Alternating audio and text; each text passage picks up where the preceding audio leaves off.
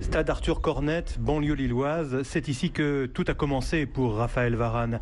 En ce mercredi après-midi, des dizaines de gamins et leurs éducateurs du club de l'ASLM foulent la pelouse du terrain synthétique d'entraînement, désormais baptisé du nom du numéro 5 du Real Madrid. Et en regardant la photo de Raphaël sur le bord du terrain, René Bortoulou, secrétaire du club, qui a joué en vétéran avec Gaston Varane, le papa, se souvient d'un gamin tout simplement exemplaire. Que ça soit les échos qu'on a au niveau du collège d'Elem où il est passé, que ça soit au niveau de la formation qu'il a eue avec nous, je veux dire, il a toujours été le même. C'est-à-dire quelqu'un qui était à l'écoute, quelqu'un qui mettait en application les consignes qu'on lui donnait, respect des dirigeants, respect des entraîneurs, respect des consignes. C'était toujours la même chose. Bon. Et en plus, il y avait la qualité.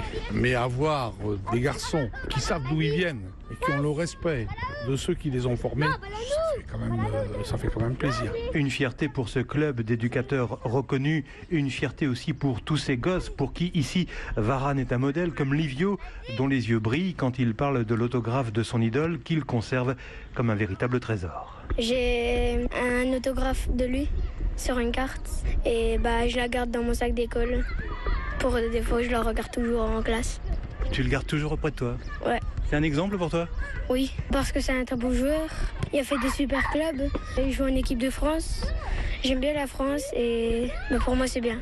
D'ailleurs, Livio, qui a été repéré et engagé récemment par le Racing Club de Lens, aura peut-être, qui sait, la chance de suivre le même chemin que son modèle. Lens, où Raphaël, le petit Lillois, a intégré le centre de formation au début des années 2000. C'est là qu'il a rencontré Mathieu Duconseil. 3 ans de vie commune dans la même chambre ont scellé une amitié indéfectible.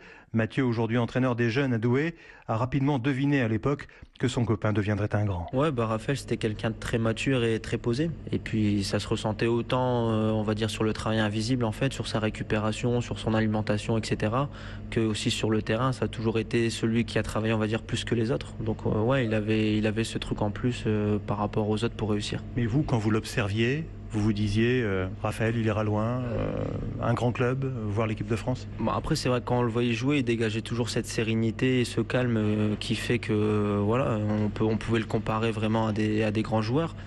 Et voilà, après moi, ce qui m'a fait me dire qu'il allait vraiment réussir et atteindre un grand club, c'est à partir du moment où il a intégré le groupe professionnel, qu'il a fait ses premiers matchs en Ligue 1, où là, on voyait que malgré son jeune âge, puisqu'il avait 16-17 ans à l'époque, voilà, il pouvait vraiment atteindre un grand club européen. Ouais. Et puis aujourd'hui, il a la chance de côtoyer des grands entraîneurs, donc je pense que chaque entraîneur qu'il a eu la chance de côtoyer lui a apporté quelque chose. Je pense qu'il a encore une marge de progression, il va encore progresser, il va encore acquérir de l'expérience, et puis voilà, je pense que ça va devenir encore un joueur encore plus fort et encore plus grand. Mais il y a un homme dont la carrière restera marquée à tout jamais par Raphaël Varane. Cet homme, c'est Gervais Martel, le président du Racing Club de Lens. C'est lui qui a négocié avec Zidane et Mourinho le transfert de son jeune joueur en 2011. Et vous allez l'entendre, il y a un mélange de fierté et d'émotion dans la voix de ce grand président quand il parle de Raphaël. Regrette-t-il de l'avoir laissé partir trop tôt? Eh bien, pas vraiment. Regretter, oui et non. Parce que vous savez, ça fait longtemps que moi, je ne vis pas avec des regrets. Et je me disais aussi que l'image de Lens allait être transportée au Real Madrid. C'est quand même exceptionnel, quoi. Vous imaginez, Copa, quand il quitte Reims pour les joueurs au Real Madrid, là, Varane quitte Lens pour les joueurs au Real Madrid. Lens n'est pas le grand Reims. Bon, et donc, même si on a dû rire de perdre un joueur, mais on sait aussi que derrière, on récompense toute la formation, tous les gens qui l'ont éduqué, tous les gens qui l'ont formé. Moi, quand je vois jouer Varane avec le Real, j'ai l'impression que c'est Lens qui joue, quoi. C'est peut-être un peu con ce que je vous dis, mais bon, c'est comme ça.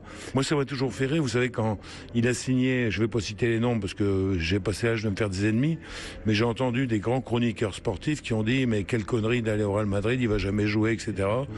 C'est trop tôt. Enfin, tout ce que vous pouvez entendre quelquefois comme bêtises. Et je rigolais dans mon fort intérieur parce que je me suis dit, il va leur faire voir, et il leur fait voir. Et encore, ça fait commencer. Ça reste une des grandes fiertés de votre carrière de président? Ça, c'est clair. C'est la raison de fierté parce qu'il y a la réussite de l'individu.